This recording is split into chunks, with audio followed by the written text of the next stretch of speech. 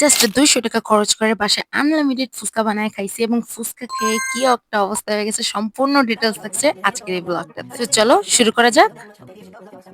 আমি আগের ভিডিওতে তোমাদেরকে বলছিলাম যে আমি বাসায় ফুচকা বানায় খাবো। কারণ আমার ওই ফুচকা খাইয়া মন ভরে না ২ টা ৩ টা খাইয়া। সো বাসায় প্রিপারেশন করার জন্য আমি প্রস্তুতি নিচ্ছি এবং এখানে আমি ডাল এবং আলু সিদ্ধ করতে বসাই দিছি। যেহেতু আজকে আমি বাসায় ২ রকমের ফুচকা ট্রাই করব। একটা হচ্ছে ঝাল ফুচকা এবং একটা দই ফুচকা।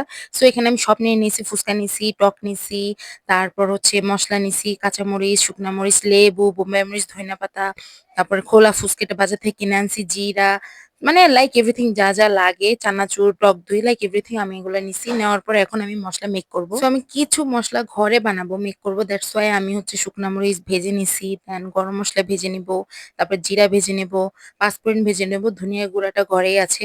তো এগুলাকে ভেজে নেওয়ার পর এগুলোকে আমি ব্লেন্ডেড করে নেব। এইদিকে আমি কড়াইতে তেল বসাই দিছি। তেলটা গরম হওয়ার পর আমি ফুচকা ভেজে নেব একটা একটা করে। আসলে বেশি ফুচকা দিলে হয় কি একটা ফুলে না।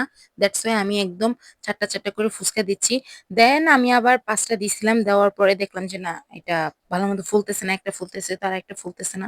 বাট আমার ফুচকা ভাজার পরে এরকম একদম মানে ফ্লাফি হয়ে সবগুলো একদম বাবলস এর মতো হয়, আমার দেখতে খুব ভালো লাগে। অ্যান্ড ফুচকাগুলা কিন্তু একদম ভালো, মানে ১ নম্বর ফুচকাগুলাই আনা হয়েছে। ফুচকার মধ্যে কিন্তু ডিফারেন্ট পার্ট থাকে। এনিওয়েজ, সো ফুচকা ভাজার পরে আমি এখানে টক মেক করব। টক মেকার জন্য আমি এখানে তেঁতুলটা পানিতে গুলায় রাখছি এবং এখানে হচ্ছে তোমার ধইনা পাতা, কাঁচামরিচ, একটু রসুন দিয়ে ওটাকে ব্লেন্ড করছি এবং ওইখানে আমি কিছু লেবু এড করতেছি। লেবুটা দিলে কি একটা সুন্দর একটা টকটক একটা ফ্লেভার আসে, অনেক ভালো লাগে। সো লেবু আমি এখানে জাস্ট একটা লেবু ইউজ করছি। তারপরে পেঁয়াজ দিলাম, কাঁচামরিচ দিলাম, ধনিয়া পাতা দিলাম। এন্ড যেই মসলাটা আমি বাসায় মেক করছি না, ওইটাকে আমি এখানে এড করছি। Just look this colour guys! আমার মানে এডিটিং করতে আমার এখন মনে পড়ে গেতেছে যে কালকে রাত্রে আমি কিভাবে খাইছি। সো একটু চিনি দিছি, একটু লবণ দিছি, দেওয়ার পর এখন আমার টক রেডি। অ্যান্ড এখানে আমি ভর্তাটা মেক করব। এখানে আমি আলু এবং হচ্ছে অ্যাঙ্কার ডালটা নিছি। কারণ ডাবরিটা আমার ঘরে ছিল না। যেহেতু ৳২০০ বাজেটের মধ্যে করছে, একটা চ্যালেঞ্জের মতো। সো ওইটা নিয়ে আমি টুকিটাকি যা ছিল তাই এড করছি। কাঁচামরিচ দিছি, পেঁয়াজ দিছি, ধইনা পাতা দিছি। তারপরে যে ম্যাগি মসলাটা ওইটা এড করছি।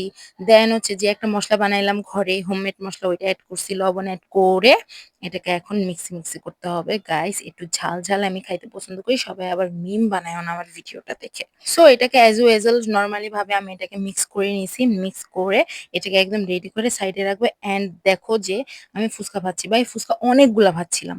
০.৫ কেজি ফুচকা কিনে আনছি। এক পার মতো ফুচকাও আমার লাগে নাই। তো ফুচকাগুলো এত ক্রিসপি ছিল।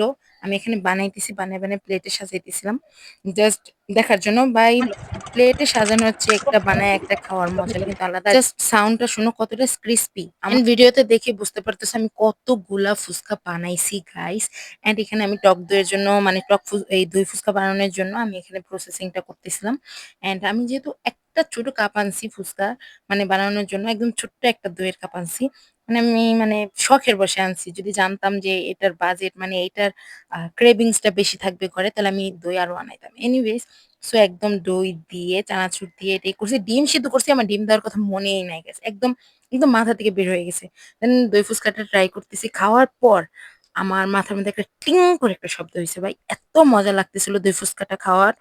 Test was so good. And দই ফুচকা খাওয়ার পর আমি ঝাল ফুচকাটা ট্রাই করছি। ঝাল ফুচকাটা একদম টকের মধ্যে এভাবে দিয়ে দেন এইরকম ভরা টক নিয়ে খাওয়ার পর এইটার যে মজা ভাই, দুনিয়ার কোথাও পাওয়া যায় না। এত মজা লাগে। আমি মানে শাসাইতেছি, ঝাল হইছে, এত ঝাল হইছে, হাই এক্সট্রিম লেভেলের ঝাল হইছে। বাট বোম্বাই মরিচ একটা ট্রাই করছি, কারণ ঝাল বোম্বাই মরিচের ঘ্রাণটা ভালো লাগে, ঝালটাও ভালো লাগে। খাওয়ার পর আমার অনেক ভালো লাগছে। তো খাওয়া-দাওয়া শেষ। অ্যান্ড আমরা এখানে সবাই বসে শাসাইতেছিলাম, পানি খেতেছি। ঝাল প্রচুর লাগছে। হাতের কাছে জগ পাইছি, জগের পানি খাইয়া শেষ করছি। খাওয়া-দাওয়ার পরে এই হচ্ছে ইতিহাস। খাওয়া-দাওয়া করার পরে এরকম একটা অবস্থা হয়ে যায়। সকল কিছু জমে। যাই হোক, আমার বকবকানি শোনার জন্য অনেক thanks. Thanks for watching. By.